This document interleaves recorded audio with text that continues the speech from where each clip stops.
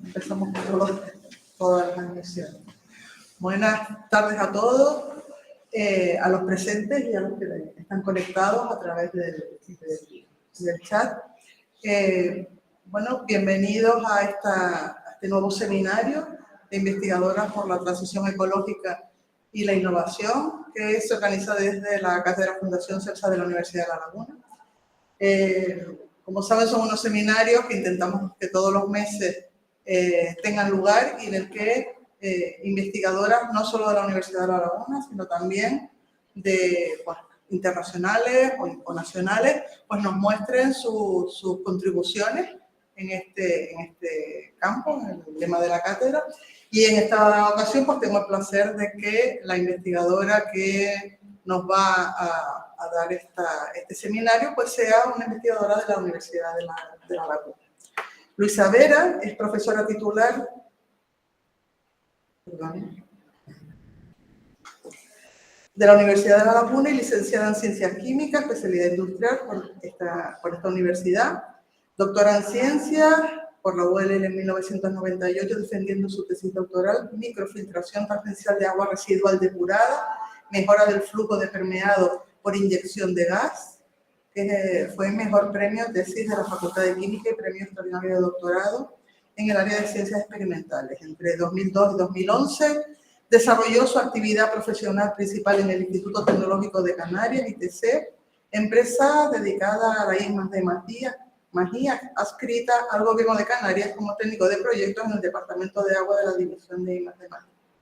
Jefa de sección de dicho departamento entre 2007 y 2009 y jefa del Departamento de Fomento de la Investigación Científica y el Desarrollo Tecnológico en el ITC de 2009 a 2011. En cuanto a su actividad docente, ha sido profesora asociada a tiempo parcial de 2003 a 2011, ayudante doctor de 2011 a 2016 y contratada doctor tipo 1 de 2016 a 2018 en el Departamento de Ingeniería Química y Tecnología Farmacéutica de la Universidad de La Laguna. Ha dirigido 3 tesis doctorales, más de 60 proyectos y trabajos fin de carrera, directora de máster propio de la ULL en gestión del agua, investigadora principal en varios proyectos nacionales y autonómicos, codirectora del proyecto estructurante en agua con Bagua de la ASISI del Gobierno de Canarias de 2010 a 2012, coautora de 38 artículos en revistas internacionales indexadas, 13 capítulos de libros, más de 50 comunicaciones a congresos y conferencias especializadas y coordinadora editora de 3 libros. Evaluadora de proyectos de I+D+I para NEP y AENOR y de revistas internacionales relevantes. Es la responsable del Grupo de Investigación, Tratamiento y Reutilización de Aguas de la Universidad de La Laguna desde noviembre de 2021. Bueno, Luisa, encantada de tenerte aquí y bueno, expectante por tu seminario.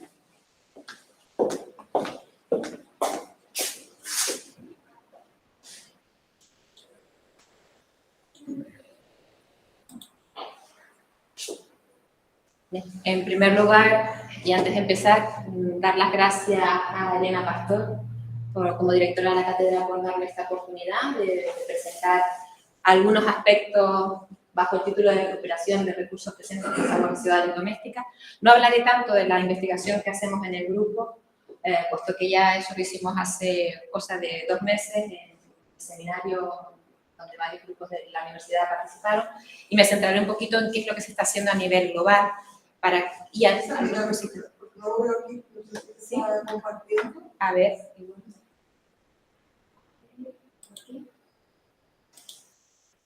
No, en el otro, en ese.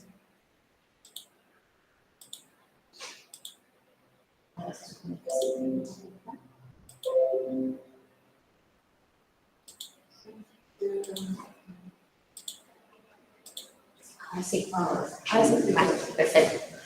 Pues, como decía, voy a dar un poquito unas pinceladas de qué es lo que se está haciendo a nivel global y un poquito, sí, dejaré caer qué es lo que se está haciendo a nivel nacional en esta temática.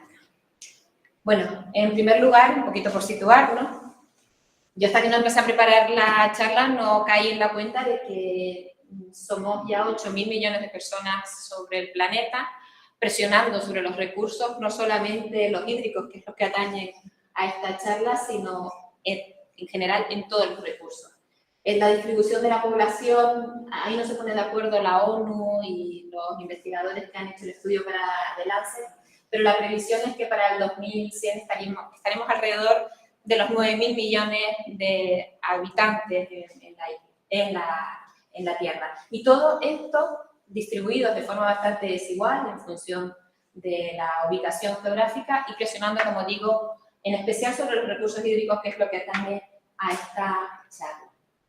Recursos hídricos que tomamos y que utilizamos en los hogares para diferentes actividades, higiene, yendo al excusado, también en lo que son cafeterías, residencias, comedores, que al final están generando lo que metemos dentro del término de aguas residuales domésticas, que son todas aquellas aguas residuales que proceden de las zonas de viviendas y de servicios, y que se generan principalmente por el metabolismo humano y por las actividades domésticas, y donde en ocasiones, por el hecho de que no tenemos redes separadas, redes sanitarias que recojan esas aguas de las redes pluviales, vamos a meter también dentro de ese término de aguas residuales domésticas a las mezclas de estas aguas residuales de los hogares o asimilados a hogares con aguas residuales industriales y aguas de escorrentía pluvial.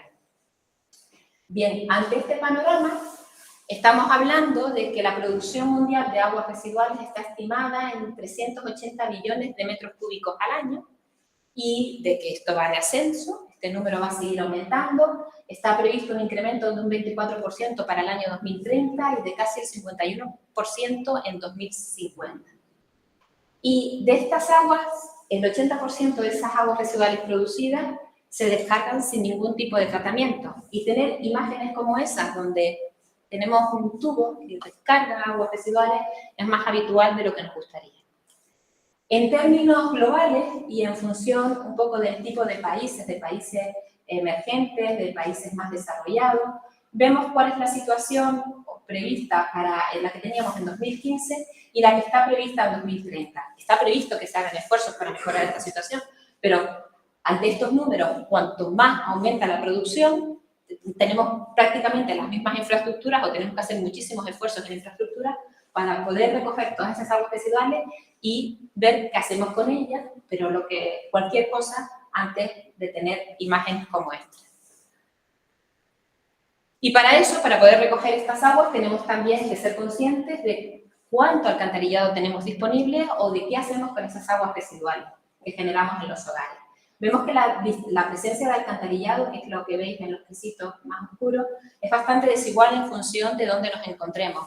Europa, las zonas de Europa, bueno, con un 72% de agua recogida en redes de alcantarillado, pues bueno, podemos decir que estamos bien, pero no estamos del todo bien. Es verdad que hay muchas zonas que están en aislado y que para esas zonas fosas sépticas, descargas en letrina o bien pozos secos es posiblemente la única opción, porque instalar redes de saneamiento representa un coste muy, muy elevado si al final no vamos a tener una depuradora. Contrasta bastante con los datos de Oceanía, donde llegamos casi al 87% de las aguas residuales encausadas, recogidas de forma adecuada en redes de saneamiento y teniendo al final un sistema de depuración. Estos son datos de la UNESCO, de 2017. Y la pregunta, aunque creo que con la fotografía anterior se veía claro por qué teníamos que tratar nuestras aguas residuales, pero por si tenemos alguna duda, aquí les he puesto algunas motivaciones que nos llevan a la necesidad de depurar nuestras aguas. Por un lado, la contaminación fecal con esas aguas residuales domésticas. Obviamente, los microorganismos que tenemos dentro de nuestro aparato digestivo, esa flora microbacteriana, va a salir junto con todas nuestras fetas y puede provocar problemas de contaminación. Esa contaminación está asociada a la transmisión de enfermedades y además podemos afectar tanto acuíferos como recursos naturales. Cuando estas aguas residuales entran en contacto con otras fuentes de agua subterránea, zonas de baño, lo primero que hacemos es sellar esa fuente y dejar que ni nos bañemos ni tomemos esas aguas porque estamos hablando de peligros para la población. Y luego, otra razón que también es de peso, si tenemos en cuenta las multas que estamos pagando a día de hoy, es el incumplimiento de normativa. Tenemos una serie de normas que nos ha dado la Unión Europea, digo nosotros porque estamos bajo ese marco jurídico, que debemos de asumir y que si no, nos ocurren y tenemos titulares como estos, que a día de hoy, como digo, estamos todavía pagando. ¿Cómo tratamos generalmente esas aguas residuales cuando estamos hablando de sistemas centralizados de depuración? Básicamente tiramos de la tecnología de lodos activos, es lo más habitual, donde tenemos una primera capa de pretratamiento, donde quitamos los sólidos mayores, intentamos retirar esa materia orgánica que hemos aportado, la intentamos retirar de las aguas residuales, y tenemos sistemas de pretratamiento, desarenado, desengrasado, sedimentadores, decantadores primarios, que normalmente, y como dice un colega, como trabajan por gravedad y todavía eso no nos lo cobran, vamos a aprovecharla, pues utilizamos esa energía que tenemos para poder así decantar esos sólidos de mayor tamaño. Y luego, en estos reactores biológicos, inyectando aire, hacemos que las bacterias aerobias puedan degradar esa materia orgánica y puedan formar una serie de flóculos bacterianos, que es lo que separamos después en nuestros clarificadores secundarios, y que si todo va bien vamos a tener un agua bastante libre de esos sólidos y de esa materia orgánica que queda en la parte inferior del clarificador y que nosotros podemos volver a recircular al sistema para mantener esos microorganismos, esos trabajadores que están haciéndonos el trabajo a nosotros a la hora de depurar y que sigan trabajando. Estamos hablando de un sistema que es relativamente caro porque está estimado que entre 3 y 5 euros por kilo de materia orgánica eliminar, debido principalmente a los costes asociados a esa radiación que necesitamos en los reactores biológicos para que funcione. Esta es la foto de la depuradora de Santa Cruz de Tenerife, la pongo simplemente porque bueno, la tenemos aquí en la área metropolitana y porque responde a ese esquema de lodos activos donde tenemos el edificio donde está el pretratamiento, los decantadores primarios, reactores biológicos y esos clarificadores secundarios donde conseguimos que esos flóculos sedimenten. Una cuestión interesante y que es un poco curiosa, que tenemos que tener en cuenta a la hora de plantearnos la depuración de las aguas residuales domésticas, es que hay una gran variabilidad de la producción, porque igual que somos con los residuos sólidos, cada uno en su casa hace un poco lo que le conviene o le viene bien, y hay una gran diferencia. Por ejemplo, en Estados Unidos se estima que alrededor de unos 690 litros de aguas residuales por día llegan per cápita a las depuradoras. En cambio, en Bélgica estamos hablando de unos 378 litros día, que he puesto para que vean las diferencias tan brutales en caudales, de los cuales solamente 110 litros día per cápita son de agua residual doméstica generada en los hogares. El resto de 268 proceden de la actividad industrial, de escorrentía, y eso a la hora de definir los parámetros de diseño de las depuradoras lo tenemos que tener en cuenta. Esto está sacado de un libro habitual de ingeniería civil, donde está estipulado y ya tabulado en función de la región o del país donde estemos, cuánta debe ser esa dotación urbana y dotación de agua residual a la hora de hacer los cálculos para diseñar una depuradora. Y más o menos están en ese rango. Otra cuestión es que una vez estamos en una zona concreta, en una zona geográfica, donde ya los caudales están más o menos regulados o, por decirlo de alguna manera, cuantificados, otra cuestión interesante es la composición. La composición de las aguas residuales domésticas es bastante regular. Sabemos que en ellas vamos a tener, además de la materia orgánica, los microorganismos, se van a generar gases, principalmente metano y sulfuro de hidrógeno, sales que tenemos presentes. Muchas veces esas sales no son propias de la actividad doméstica, sino que vienen originalmente del agua de rasto, aceites de hidrocarburos que se pueden incorporar, bases jabonosas. Tenemos también muchos compuestos de nitrógeno, urea y demás que también aparecen ahí. Luego, en las aguas residuales domésticas, decimos que tenemos muchos contaminantes. Yo quiero que al final de la charla de hoy tengan claro que no son contaminantes, que son recursos, por eso lo he dejado así, pero que tienen una particularidad y es que están presentes en bajas concentraciones. No estamos hablando de unos residuos que estén muy concentrados y eso va a dar problemas a la hora de tratar y de aprovechar esos recursos que queremos utilizar.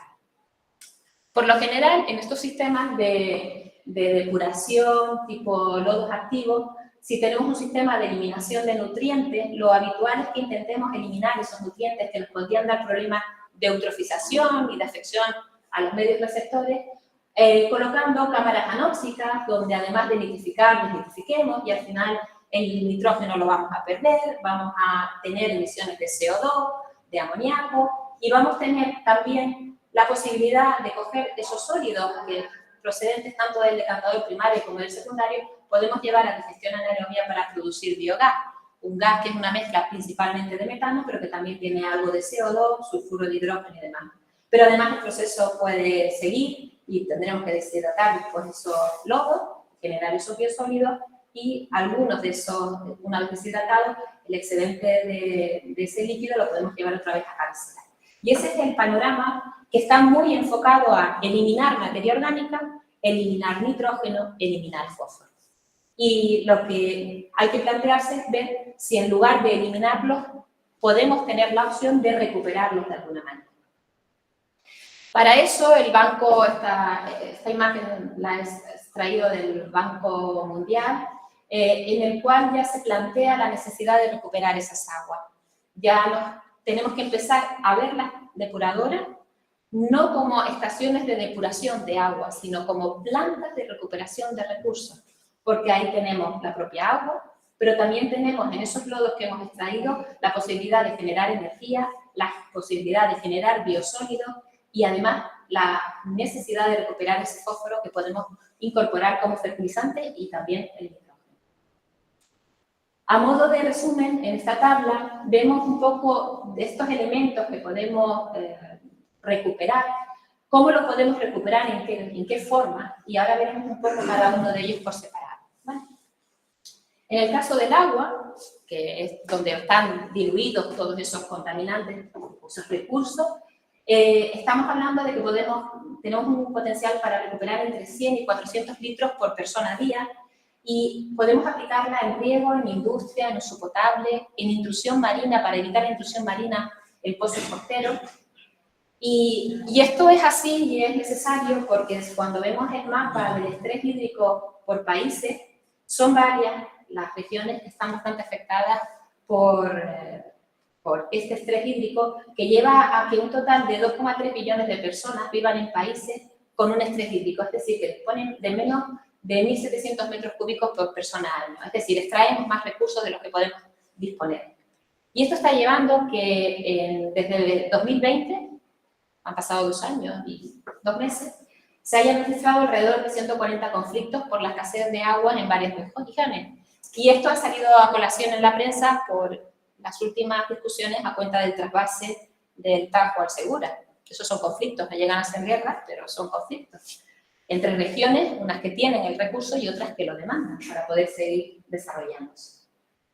Si atendemos un poco a dónde consumimos el agua y a dónde producimos esas aguas residuales, el gran trozo del pastel se lo lleva lo que serían los usos en agricultura. Prácticamente el consumo agrícola y la actividad industrial, que lo vemos también en este color rosa, es lo que más va a demandar agua frente al consumo humano. El consumo para las necesidades domésticas es muchísimo menor.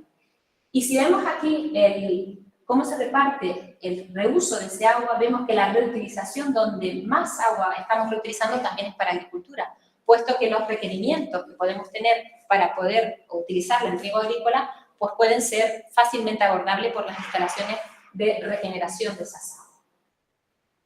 Y de hecho, aquí les he puesto un maravilloso pictograma donde aparecen muchos ejemplos a nivel global, a lo largo del mundo, en diferentes regiones y en diferentes zonas del globo, donde ya se está haciendo reutilización para diferentes usos, potable, riego.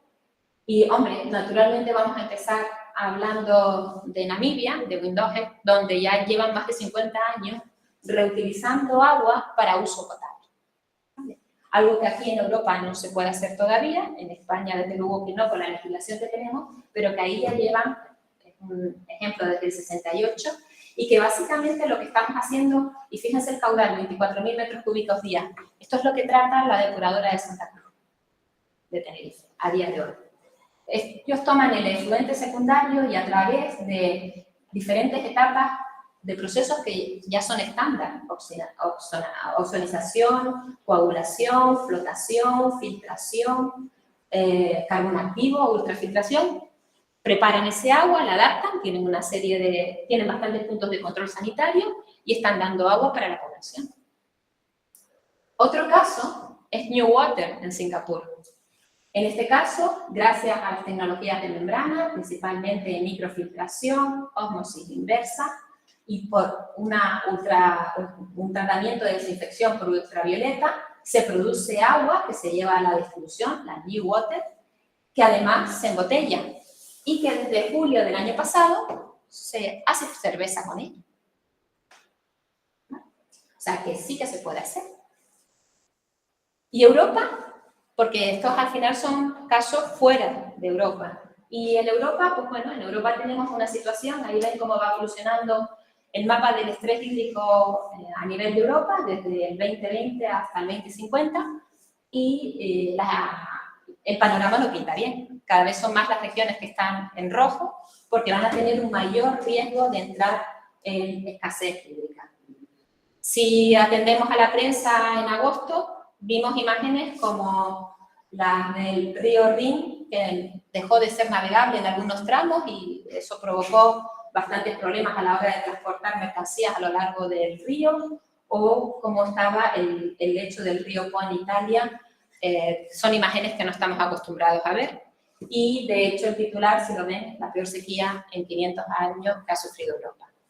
Luego estamos viendo que la situación se está poniendo un poquito dura. España, ¿cómo ha ido solventando esto en relación al resto de otros países de su entorno?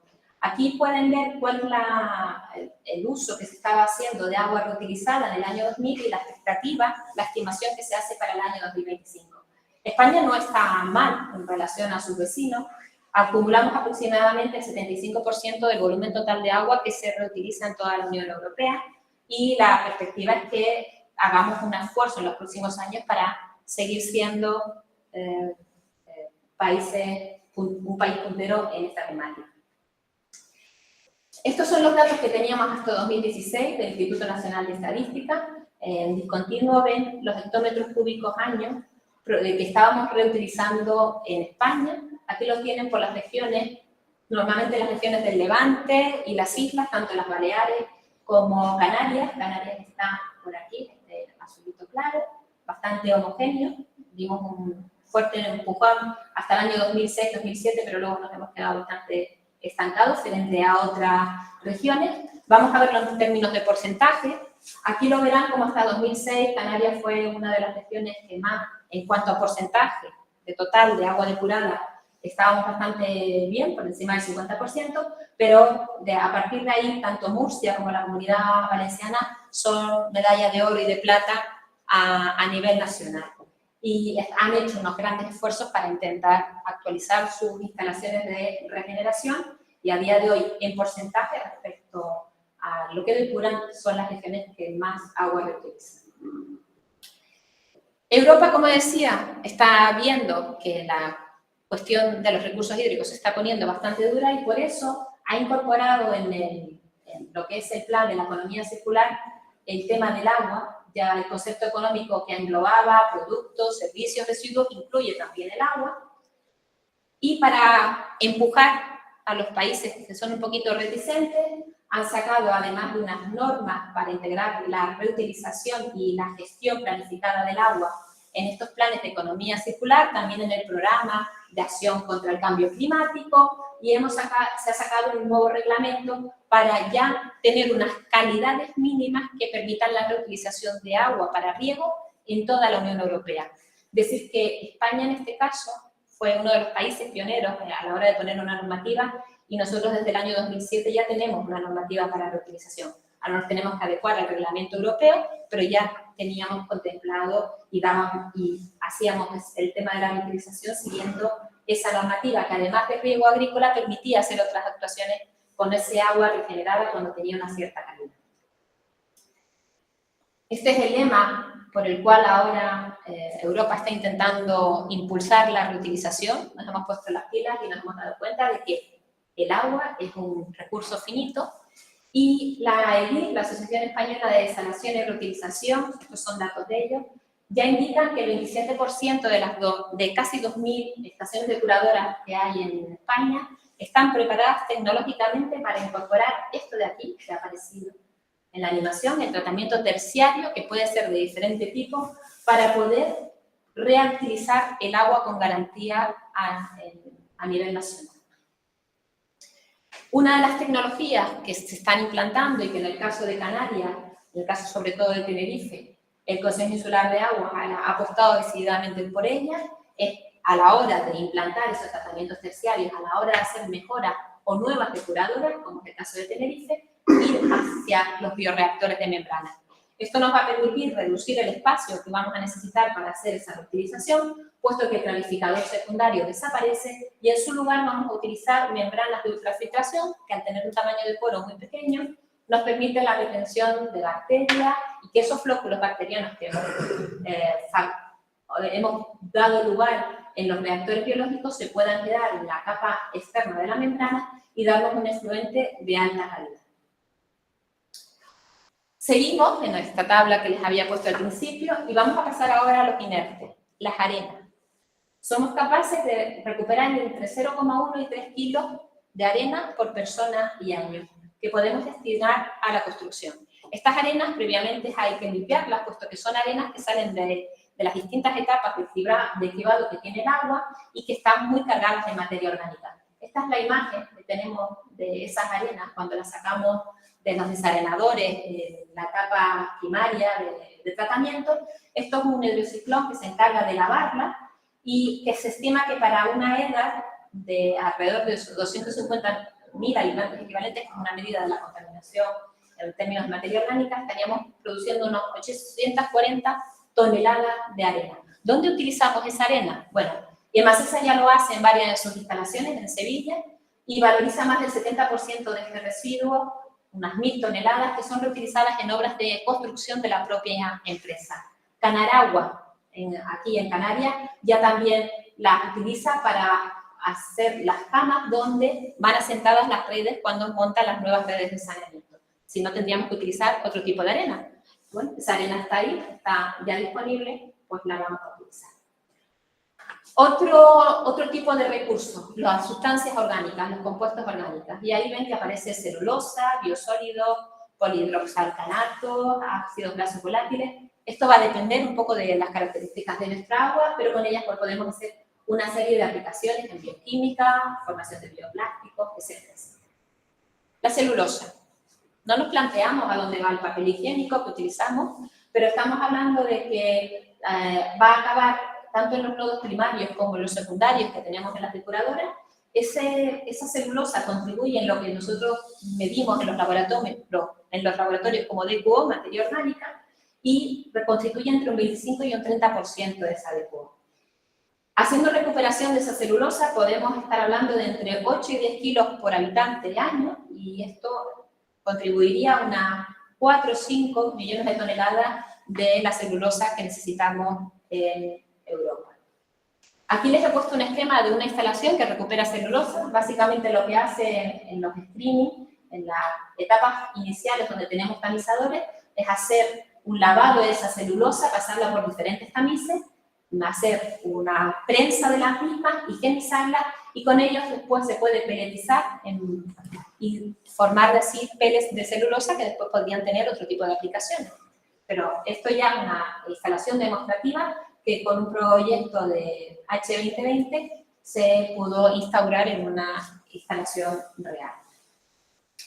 También, como decía, tenemos otro tipo de compuestos orgánicos, compuestos ácidos orgánicos medidos con acetato, grasas y demás, que pueden dar lugar a carboxilatos, proteínas, los polihidroxialcanoatos, que son los precursores de los bioplásticos, sustancias poliméricas extracelulares, muchas similares a los alginatos, que son lo que realmente puede dar lugar a lo que conocemos con el término de biofactoría, transformar esa materia orgánica que está presente junto con la acción de nutrientes para formar ese tipo de compuestos que a día de hoy muchos de ellos los sacamos de las refinerías tradicionales y que ahora tenemos que ingeniárnoslas para desarrollarlas a partir de este tipo de residuos.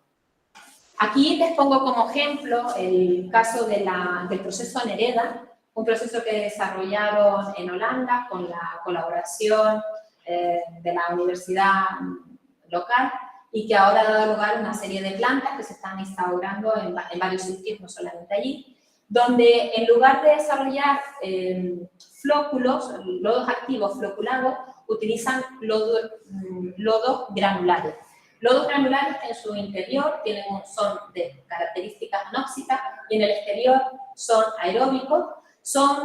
Por sus características y por ser granulares, tienen varias ventajas. Una de ellas es que permite, por un lado, la oxidación biológica de la materia, también la oxidación del amonio que va presente en las aguas a nitrato, y luego ese interior anóxico va a permitir reducir ese nitrato a nitrógeno, con lo cual tenemos el proceso de nitrificación que en las depuradoras tradicionales tenemos que hacer incrementando el aporte en oxígeno y después constituir esas cámaras anóxicas para que tenga lugar, y también nos permite la eliminación de fósforo. Pero tiene la particularidad de que esto se hace en tanques como estos que veis aquí, de forma secuencial, y que nos permite, por la capacidad que tiene de sedimentación, estos lodos granulares son capaces de sedimentar en 5 minutos, cuando los lodos floculentos de un lodo activo tradicional pueden tardar 1 hora en sedimentar. Facilita que ese proceso de sedimentación, oxidación, reacción, se produzca de forma bastante rápida. Pero Nereda no está aquí en este apartado porque nos permita eliminación de nitrógeno, de fósforo, porque va en contra de toda la filosofía que yo quiero mantener en la charla de recuperarlo, lo estamos perdiendo, ¿no? Vienen a colación no por eso, sino porque esos lodos van a permitirnos generar caumera. Caumera en maorí significa camaleón. Nos permite generar una sustancia, unos lodos, una vez transformados, prensados y con una serie de procesos que no quedan muy claros en la página web si lo visitáis, nos permite dar lugar a un polímero que tiene muchas cualidades. Una de ellas es que tiene una gran capacidad para retener agua y que puede ser muy útil a la hora de la agricultura, puesto que permite que ese agua que se ha almacenado sea liberada poco a poco y evitar el lixiviado de nutrientes, sino que va aportando ese agua que necesitan las plantas de forma gradual. Luego, además, tiene también otras propiedades, es hidrófugo en determinadas cosas, con lo cual también para materiales aislantes, en temas de incendios y demás, es muy interesante. Pero aquí les pongo 3 aplicaciones, porque ese compuesto que está formado principalmente por glicoproteínas, no glutamato, otro tipo de sustancias, se puede combinar con tejido, porque ya se sabe que, por ejemplo, la industria textil es altamente contaminante, porque para teñir las telas necesitamos grandes cantidades de agua y se producen muchísimos excedentes. Pues esta caumera, junto con determinados tintes, ayudan a que esos tintes penetren mejor en las telas, se consume menos agua. También se han hecho experiencias a la hora de utilizarlo junto con otros materiales, porque modifican las propiedades de esos otros materiales primas cerámicas. Incluso se han utilizado como bioaglutinante en la construcción. Aquí está una pieza que se puso en una feria de construcción para, de paso, aprovechar los aspectos estéticos que tenía y que le daban como otra característica a los materiales de construcción. Y este tipo de instalaciones se están empezando a construir. La primera fue en Holanda, pero ya se están construyendo en Portugal y se están extendiendo por muchos ámbitos. Luego estamos hablando de la posibilidad de producir sustancias orgánicas que tienen determinadas y muy interesantes propiedades. Llegamos a la energía. Vamos a hablar ahora de la posibilidad de utilizar la materia orgánica que tenemos presente para generar energía. Ya lo adelanté antes cuando hablábamos de los lodos y decíamos que por digestión anaeróbica podíamos producir biogás. Es un proceso que se conoce ampliamente, la digestión anaerobia, diferentes fases, muy afectados por muchas variables y que tenemos que mantener muy controladas para conseguir llegar a unos parámetros que hagan rentable el proceso. Estas serían las conversiones ideales en términos de DQO presentes para transformarlos en metano, pero que sabemos que estas conversiones, que son muy ideales y teóricas, realmente al final se nos quedan en un 10-14%, llegan a ser, porque no conseguimos llevar estas reacciones hasta las etapas finales. Se sabe que en Europa occidental alrededor de un 20-35% de la energía que se consume en la depuradora se puede recuperar a partir de la producción de biogás. En esta imagen veis los reactores y aquí donde se almacena el biogás. Y en relación a otros países, tanto aquí tenéis Alemania o Francia, vemos que los porcentajes son bastante bajos respecto a la producción total de biogás. Es verdad que, teniendo en cuenta que es una materia orgánica que ya viene diluida, que hay que concentrar y demás, desde el punto de vista energético sigue siendo a lo mejor más rentable pues un bioresiduo o cualquier otro tipo de residuo industrial procedente de una agroindustria o de una granja a la hora en términos energéticos de producir biogás. Pero aún así tenemos casos como el de Suecia o el de Suiza, donde los porcentajes de biogás procedentes del tratamiento en depuradora empieza a ser ya importante. Hay que tener en cuenta que en el tema del tratamiento y de la digestión anaerobia de esos lodos, la cuestión no se nos queda ahí en la producción del biogás y que ese biogás lo podemos seguir mejorando. Piensen que es una mezcla de metano, CO2 y otro tipo de gases como el sulfuro de hidrógeno que podemos ir mejorando, podemos ir enriqueciendo en biometano o que incluso el propio CO2 que tenemos ahí podemos también derivarlo a la producción de otro tipo de biocombustibles. Luego ahí tenemos una línea de trabajo que puede ser desarrollada.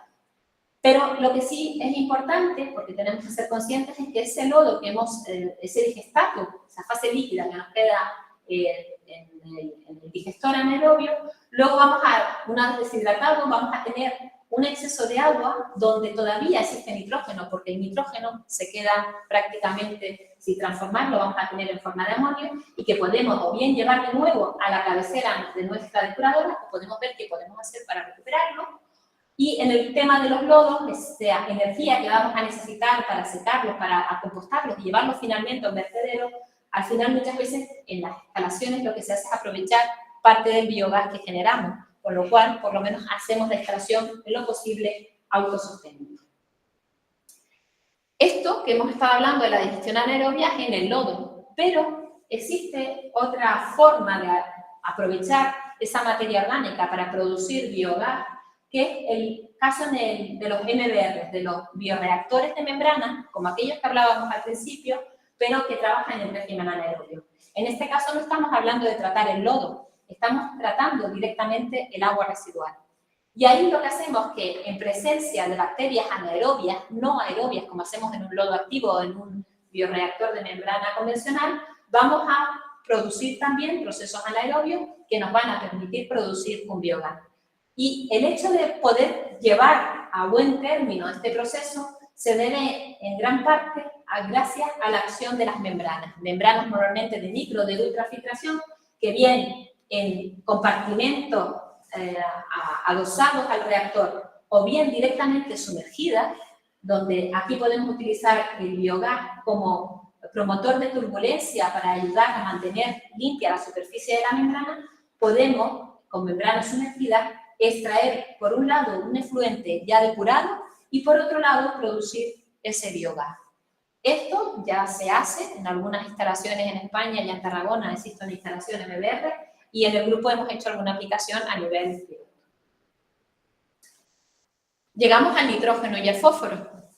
El nitrógeno, sobre todo en forma de amoníaco, veremos una aplicación donde lo podemos utilizar para eliminar los NOx que se generan con los gases de combustión en las centrales térmicas, pero realmente donde tiene su mayor aplicación es en la agricultura, puesto que el nitrógeno, el fósforo y algún que otro elemento más lo vamos a utilizar principalmente para generar estruvita, un fertilizante muy demandado. El nitrógeno, como decíamos, tiene su particularidad, hay varias tecnologías para poderlo recuperar, podemos concentrarlo y utilizar resinas de intercambio iónico, membranas, electrodiálisis para poderlo separar. Podemos hacer recuperación por precipitación, como decíamos, por estruvita, con stripping. Hay, como digo, una gran diversidad. No podemos abordarlas todas, me voy a centrar en algún caso concreto. En principio, he seleccionado este sistema, el Necovery, que es también resultante de un proyecto LIFE europeo, en el cual lo que se hace es una concentración del efluente del primario, que lo llevamos a un decantador, y una vez lo hemos decantado, por aquí iría la línea de lodo, y por aquí, una vez lo pasamos por unas membranas, donde vamos a separar las membranas de microfiltración, la podemos llevar a resinas de zeolita, donde van a ser por absorción transformadas. Ahora veremos el proceso. También de los lodos, una vez hagamos la digestión anaerobia, la que hemos explicado previamente, también podemos en ese caso separarlo y a su vez provocar la precipitación de la estrubita, y lo que nos queda, la fase líquida, llevarla también a intercambio de esas zeolitas. Aquí veis esas zeolitas que se utilizan. Aquí un poco el diagrama del sistema. Vamos a tener esa zeolita, va a ser absorbida, va a absorber el amonio, este fluente ya queda libre del amonio, y nosotros podemos regenerar esa zeolita con hidróxido sódico y recuperar de esa manera el amoníaco. Amoníaco que luego en los procesos de descontaminación, de eliminación de óxidos de nitrógeno, podemos utilizar cuando no hacemos eliminación no catalítica, y donde utilizamos muchísimo o amoníaco o bien urea, o mezcla de ambos. De manera que pasamos de un esquema en la era convencional, donde solamente somos capaces de recuperar o transformar el 40% de carbono en biogás y prácticamente nada de nitrógeno, para eso tendríamos que poner etapas de nitrificación, a un diagrama como el que nos propone el proyecto Necovery, donde somos capaces de transformar el 60% de carbono y recuperar en forma de amoníaco el 90% del nitrógeno.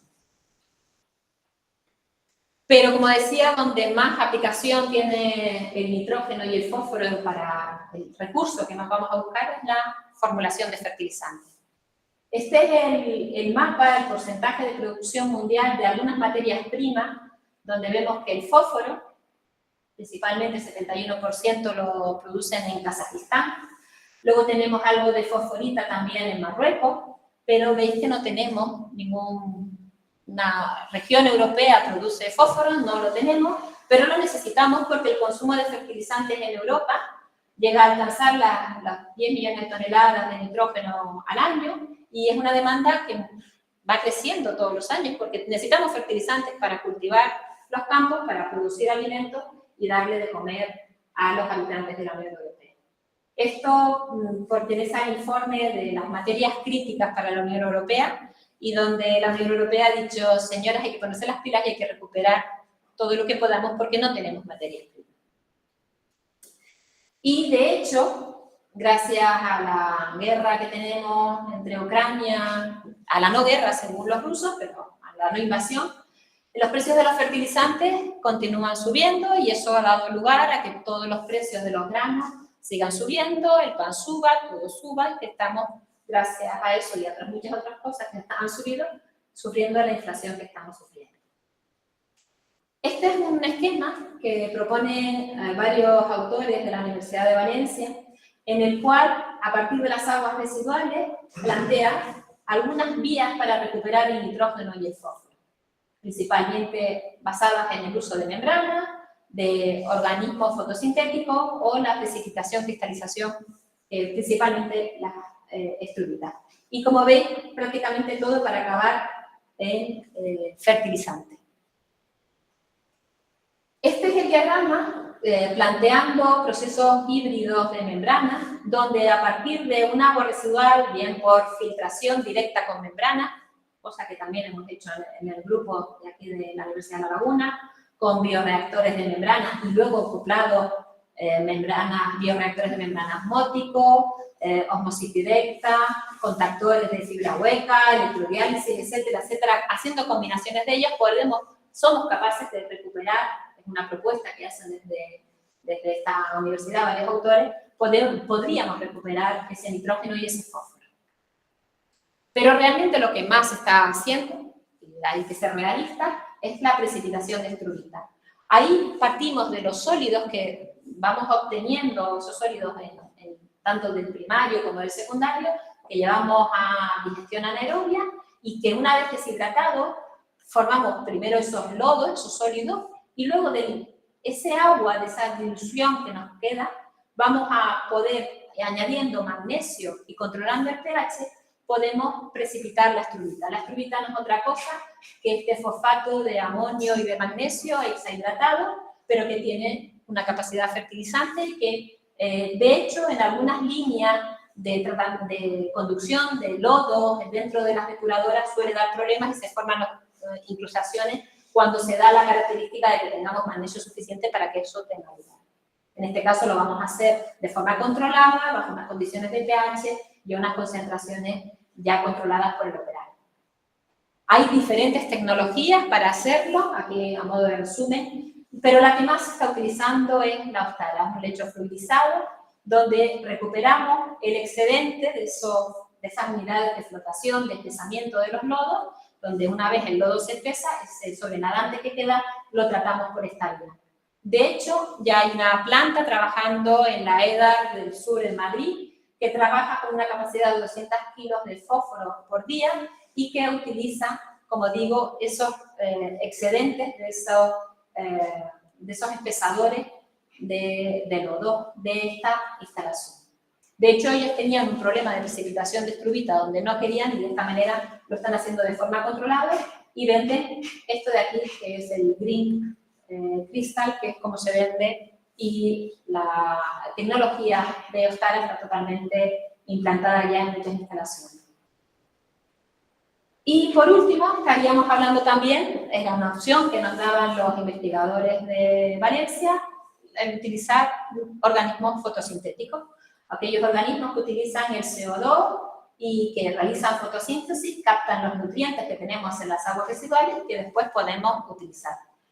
El cultivar algas haciendo esto en otro tipo de efluentes, en otro tipo de agua ricas en nitrógeno, se lleva haciendo ya desde hace tiempo porque es un biocombustible de tercera generación y está bastante desarrollado, pero además podemos, además de biocombustible, desarrollar otro tipo de compuestos nutracéuticos, carbohidratos, etc. Lo que se propone es que se haga de forma combinada, donde además de cultivar algas, cultivemos también las propias bacterias y aprovechemos esa simbiosis que se puede dar entre uno y otro tipo de organismos para que el CO2 que produzcan las bacterias durante su trabajo sea el CO2 que utilicen las algas y así entren en un proceso en el cual podamos producir alrededor de 1 kilo de biomasa por cada metro cúbico de agua residual tratada. Ese es el objetivo y que con esa biomasa podemos después derivarla a muchas de las aplicaciones que ya habían.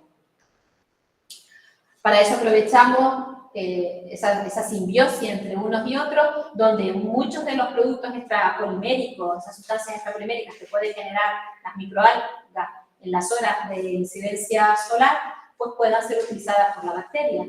Y al contrario, muchas de las especies que ya durante la noche va a producir las microalgas en el proceso de respiración, pues puedan ser utilizadas por la bacteria. Aprovechar esa sinergia entre unas y otras. Pero es que además ya sabemos que para la eliminación de determinados compuestos más problemáticos, como puedan ser los productos de cuidado personal, productos farmacéuticos, antibióticos, algunas de esas microalgas tienen la capacidad, por diferentes procesos de absorción, bioacumulación, de degradación, los pueden degradar y dar lugar a otro tipo de sustancias que son menos problemáticas y que podrían ser, con la ayuda de este tipo de microorganismos, sintetizadas, degradadas y retiradas, por tanto, de las aguas residuales. Luego, tenemos un gran potencial y simplemente hacia donde tenemos que ir es a utilizar cepas resistentes que pueden ser aisladas de las propias aguas residuales, adaptadas a las condiciones climáticas del entorno donde tengamos las instalaciones de depuración. Hay cosas en las que las bacterias les ganan en que el consorcio bacteria-microalga sale ganando, en otras cuestiones las microalgas cultivadas por separado son más rentables, pero en general podemos utilizar esa simbiosis para conseguir unos rendimientos más elevados en cuanto a eliminación de nitrógeno, de fósforo, de carbono, y también en cuanto a la producción de lípidos que después puedan dar lugar a la formación de biocombustible. También sabemos, por la capacidad que tienen algunas microalgas de trabajar y de generar ese oxígeno disuelto y de elevar el pH, sabemos que también pueden tener actividad antimicrobiana para determinados microorganismos indeseables, patógenos, que puedan estar presentes. Y luego también es verdad que las características que van a formar esos flóculos son muy diferentes a las que tienen las bacterias cuando se unen unas con otras y pueden ser más fáciles de sedimentar en determinadas condiciones. Y para ello tenemos que simplemente optimizar un poco el diseño de los fotobioreactores donde queramos cultivar esos consorcios simbióticos de algas y bacterias. Con todo esto sí que podríamos llegar a transformar el concepto de esas depuradoras del siglo XX en lo que sí queremos convertirlas en biorefinerías o biofactorías, donde seamos capaces de producir fertilizantes, compuestos de alto valor añadido y transformar así a un nuevo concepto de EDA del siglo XXI, por decirlo de alguna manera. A modo de ejemplo, y ya para terminar, para no hacerlo muy largo, he tomado dos ejemplos que creo que resumen bastante bien esa idea de biorefinería.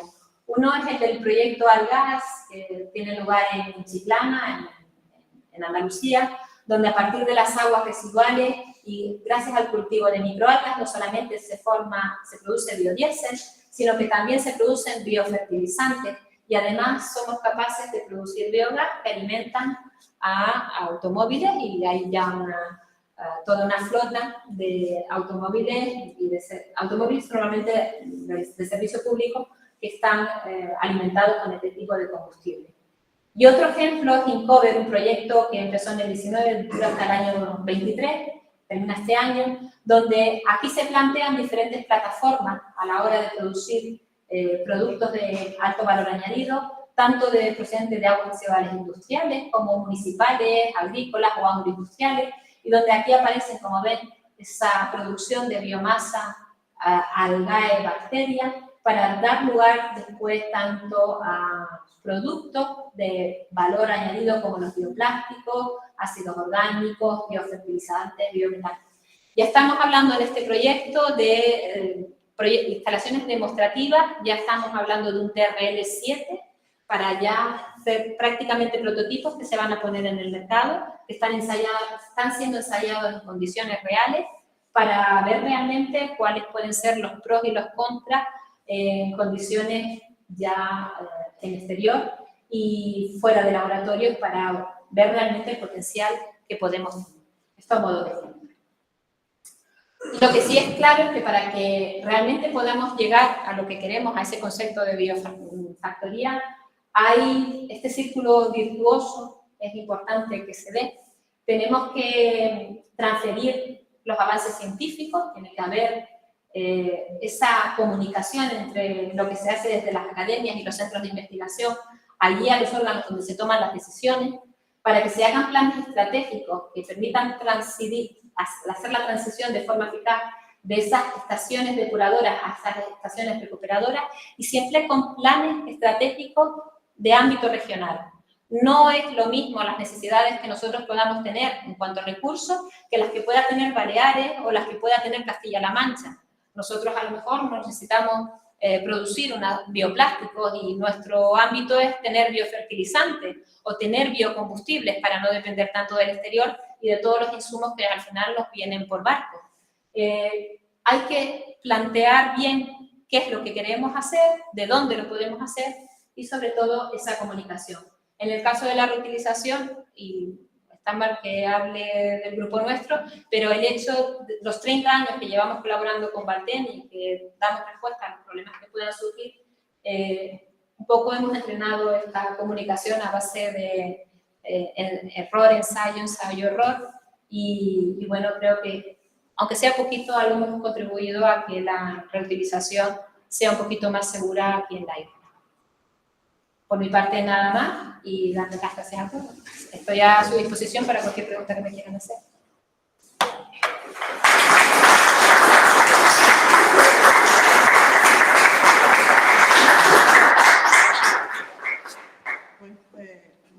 gracias, Luisa, por la charla, que creo que incluso a los no especialistas pues, digamos, la hemos podido seguir perfectamente y nos ha dado una idea de, bueno, de quizás ver lo que es una depuradora desde un punto de vista un poquito diferente y mucho más actual, digamos, porque en realidad todo lo que en estos momentos, incluso lo que es el concepto de refinería, el concepto de depuradora tiene que cambiar porque realmente tenemos que ir hacia sistemas mucho más, desde el punto de vista ecológico, mucho más eficientes y de esa manera, bueno, CEPSA también en lo que es su concepto de refinería está cambiando completamente, van hacia los parques energéticos, en los que, bueno, entra el hidrógeno, cambiamos todo y esto, pues se ve que también las depuradoras también cambiamos. No sé, si tienen alguna pregunta, también los... A ver, vamos a salir de aquí. Espérate, ¿cómo salgo de aquí? A ver, como tipo los ordenadores...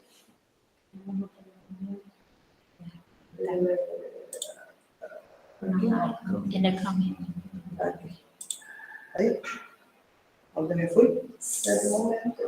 ¿Sí sabía qué hice? No, al cambio. Ahí, no, pues digo que no le... Ahí. Será.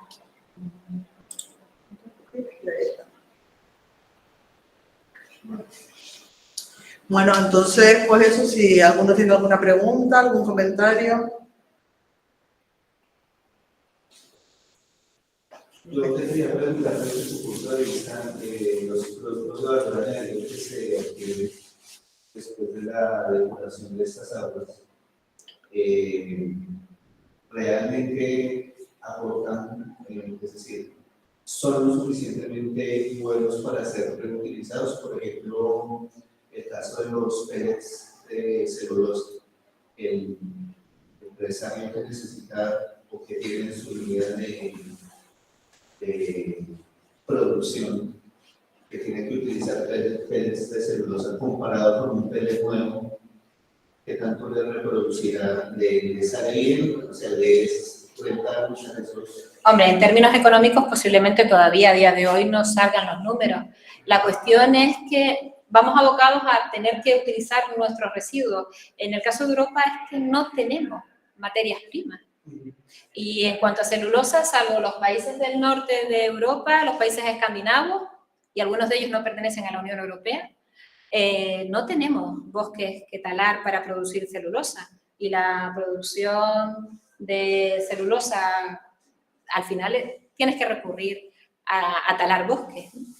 Entonces, en base a que no tenemos a lo mejor otros recursos, a lo mejor a día de hoy no lo es. Esto que yo planteé es un caso demostrativo que ha financiado la Unión Europea para ver si era o no viable y para poder hacer números a una escala un poquito más realista que lo que puedas hacer en un laboratorio de manera controlada. Pero va por ahí. Tarde o temprano nos veremos reutilizando prácticamente todo, porque es que cuando tú no tienes materias primas, es que no te queda de otra y no puedes. Lo vimos cuando la COVID, no podemos depender del exterior. No puede ser que todo lo que consumimos venga de China, que venga de Asia, porque cuando se cortan los suministros, ¿qué hacemos? Entonces, ahora no es rentable, pero puede acabar siéndolo. Cuando los precios de quien te vende la materia prima lleguen a unos valores que tú te veas que no puedes pagar, tendremos que ingeniárnoslas. Mejor es estar preparados. Es mi opinión. ¿Alguna pregunta más? No sé si alguien... No veo si en el...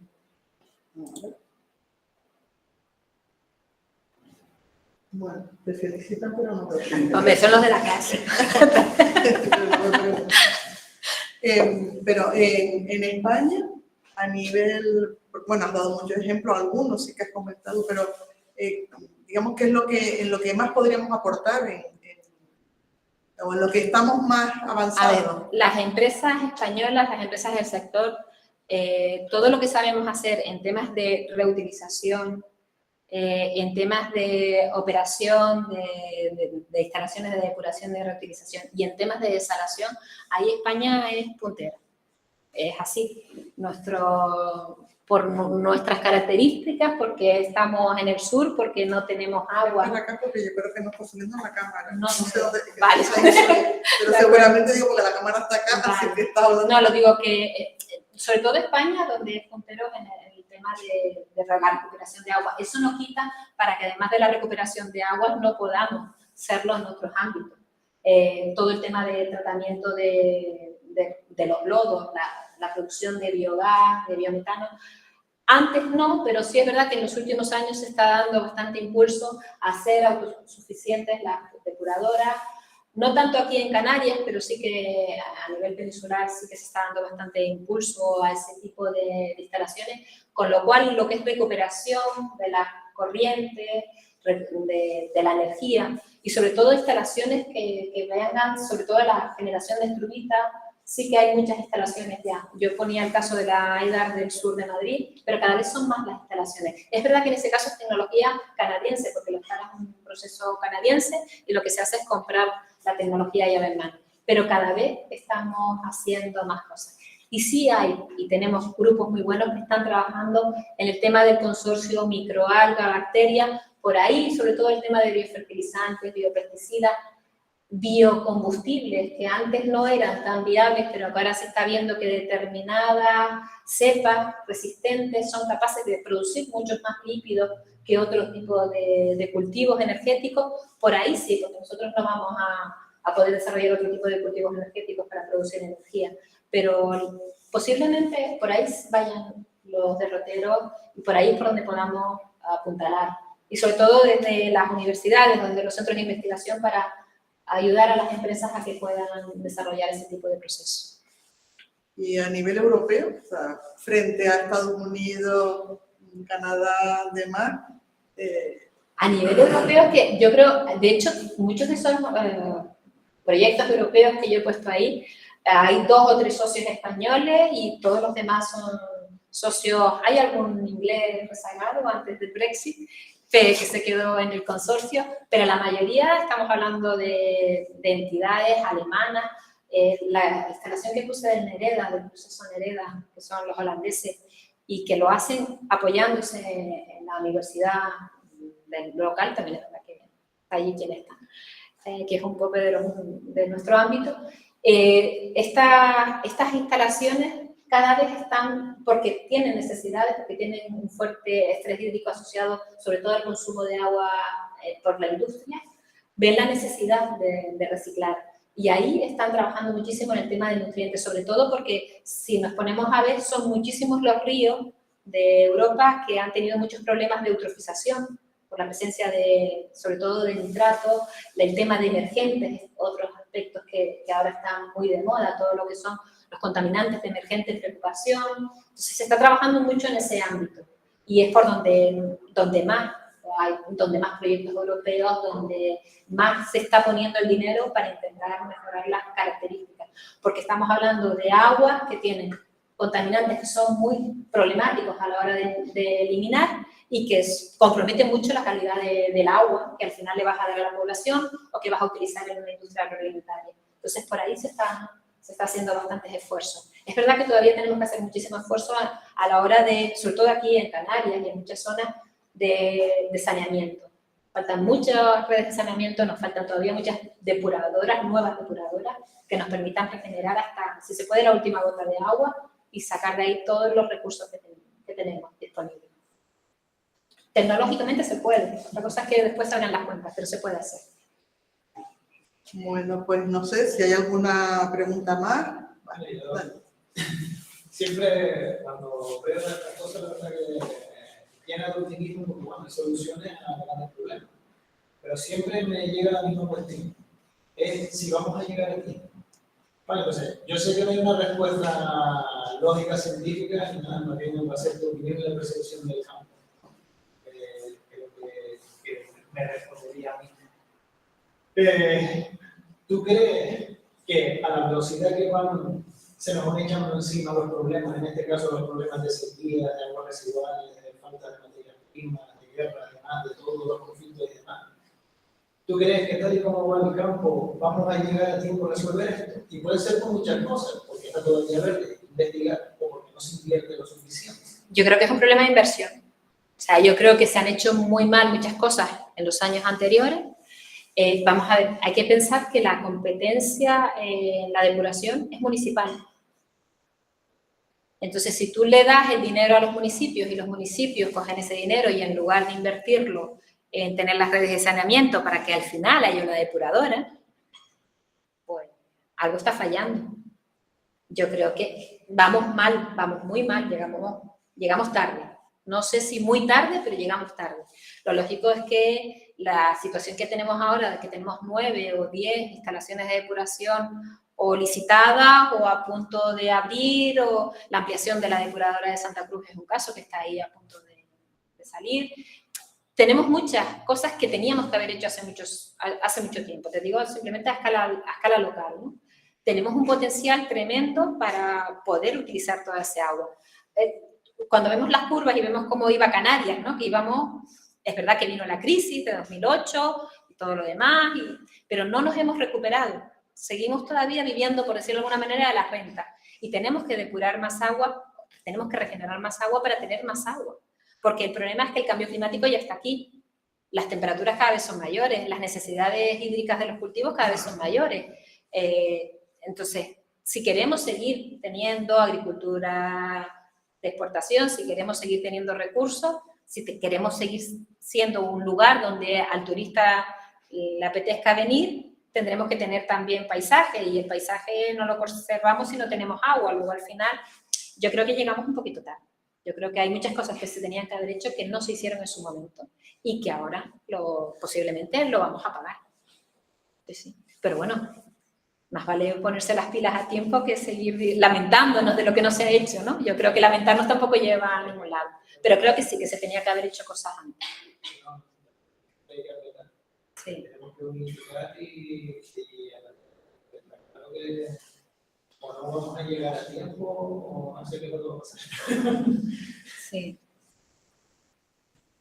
Bueno, pues no sé si hay algo más. Muchas gracias, Luisa, por participar.